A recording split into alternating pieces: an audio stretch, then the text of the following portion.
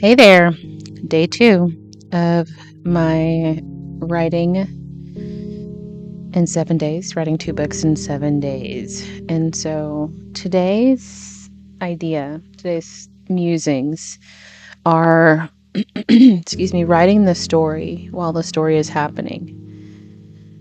The interesting thing about writing is that it forces you, if you're writing your own story, it forces you to go back and look at your life and look at the relationships as you're retelling the story. And there's something about me that it has to remain in alignment with my integrity of what happened and my perspective, while also honoring the relationships in those different stories. And so it's really putting me this sieve of experience, and I'm reliving all of it as I articulate for you guys the experience of panic attacks, and how panic attacks for Tasha were catalyzed by people leaving me and feeling unsafe in my body. I get to relive those things and relive them in the now moment, where I have every tool to self-soothe. And so that brings me to yesterday, day 1 of the actual writing and pouring myself through it. And hindsight's always 20/20, so I can't say that this was what happened, but I was really pleased with the amount of progress I was making yesterday. And, I carved in chunks for stretching and walking and breathing and eating and drinking, and rotating out drinks and hot drinks and cold drinks, and just doing the thing to take care of my beautiful body as I just allow it all to come out of me. So first of all, made great progress. And then I was sitting down, and I don't know the time, let's just maybe say 5:30 or something. And I was like, okay, yeah, I need to kind of tap the brakes. And no, I'm sorry, it was probably closer to 5. Yeah, I need to go ahead and tap the brakes so I can eat some dinner, because I stick also to a fasting routine as far as intermittent fasting goes. And so I don't necessarily eat by the clock, I just do have an end time. So I was like, yeah, I should probably go figure out what I'm going to eat for dinner.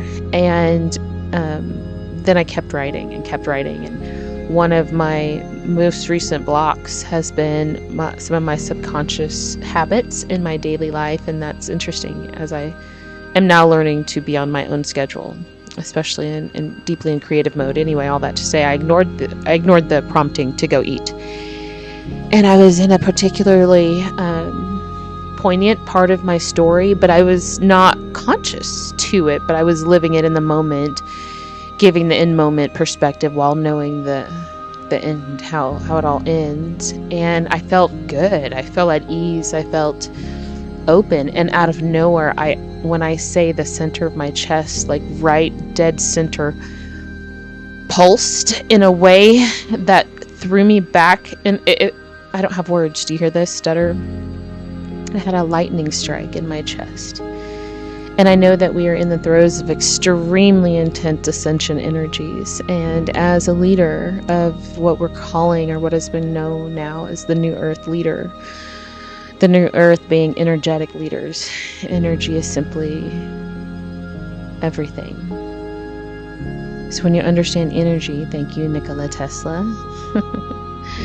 emotion is simply energy in motion. So when we know our embodied emotional intelligence, we know God, we know ourselves, we know ascension, and we know truth. And so we are in extremely accelerated ascension times, and many people, many things are happening to signify these changes.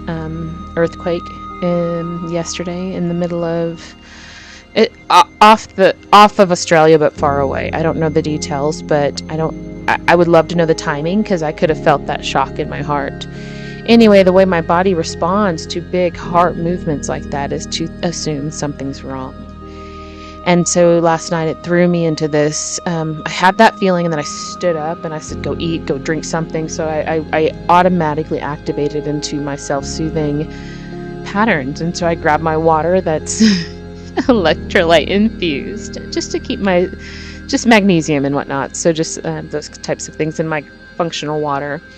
So I was chugging it, and I realized I hadn't drank very much water yesterday. I did have a lot of hot tea and whatnot, but as far as the water, the fact that I still had that, I'm rambling. Let me just go. Grab the water, And then I went and got my ice packs, because I know when my body gets an adrenaline surge, ice packs, if I put them on my collarbone area, it helps to get me back into my body and take those deep breaths. And then I kind of sometimes will get it on my cheek or my jaw, just to kind of bring me back into my body, get out of my mind. So then I immediately started running a bath, and I put lavender Epsom salt. And then I took a couple of, listen y'all, I have a whole tool belt. I took a couple of drops of Bach flower remedies, just kind of peace of mind and stop the anxiety, and all natural things. I did grab some CBD because that's calming, so I took some CBD and GABA. Listen y'all, I was in it to win it, for real, for real. I have been in the throes of panic attacks too, where I feel so trapped in my mind, I'm just willing it to break. So anyway, I know how to handle, and then my body starts tremoring, absolutely tremoring, and I'm like, what is it? And so moments of touchdown began to happen, and I had started having visions of during those times of anxiety. I feel the emotion running right now, but during those times of anxiety, it's almost like the neural pathways, if you think of them, and this is a vision, so it's more energetic than actual literal.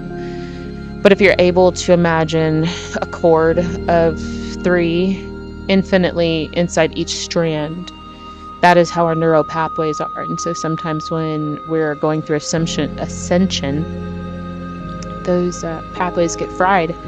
It's a short circuit, and our bodies respond. And the more we can just allow the body to do what it does, it's much like what happens during seizures. You just let the person do what they do until they're done. And so you get to do that to yourself.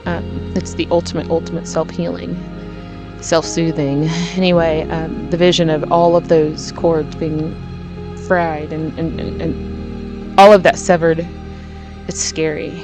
And it's basically rewiring everything, because death does not exist. Not in the way you think. And so for me to have the message of love and life and awareness and freedom, I have an intimate relationship with the sensation of death and darkness.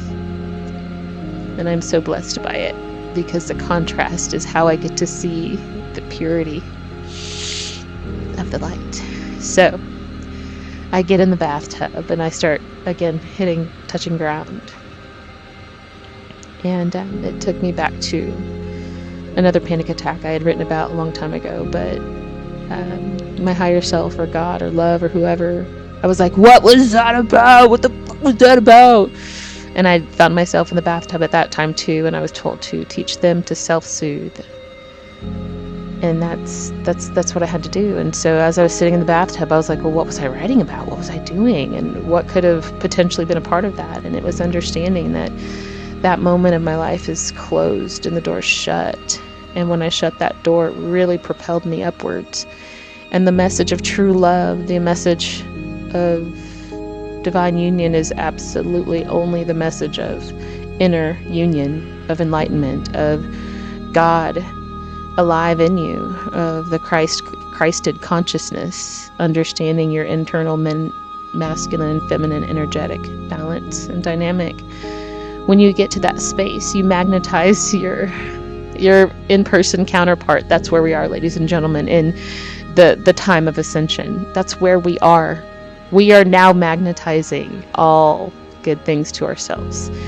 But everything is simply a decision and a choice.